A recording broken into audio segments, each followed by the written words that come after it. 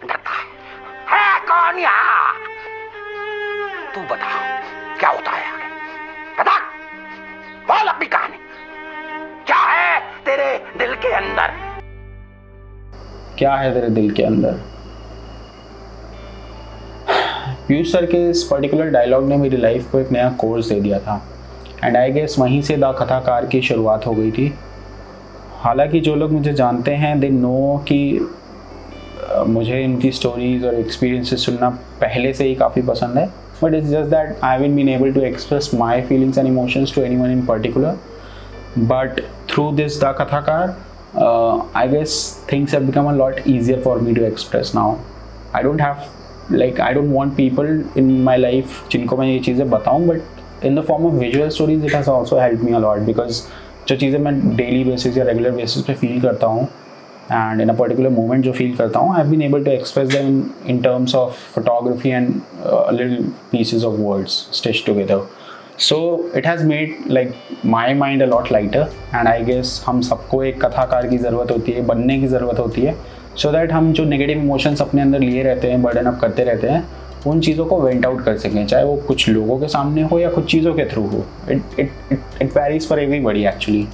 So I guess हम सबको but ज़रूरत है उस चीज़ की आज के टाइम पे तो बहुत ज़्यादा।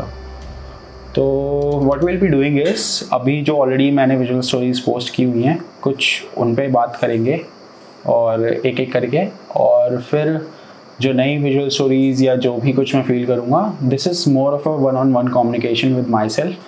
तो I will be just sharing it because sometimes I feel कि हम कुछ चीज़ें दूसरों से या दूसरों के कॉन्वर्सेशन से भी सीख जाते हैं, so it is just for that. So the first visual story that I posted on Instagram as the Kathakar was the stars fitted perfectly in the lost pieces of my soul. Okay, so ये कहानी actually में बचपन से ही start हो गई थी। तो हम यूपी से हैं, लखनऊ से हैं, तो बहुत लाइट जाया करती थी स्टार्टिंग में। सो हम लोग क्या करते थे, जब रात में लाइट जाती थी तो we use to go to the terrace, mat डालते थे एंड जस्ट लेट जाते थे, सोने की कोशिश करते थे। हालांकि वो पॉसिबल जल्दी हो नहीं पाता था बिकॉज मच्छर इतने ज़्यादा होते थे उस टाइम पे। So we use to just lie down and like watch the sky, और कुछ थोड़ी बहुत बातें होती थी फैमिली में एंड दैट्स इट।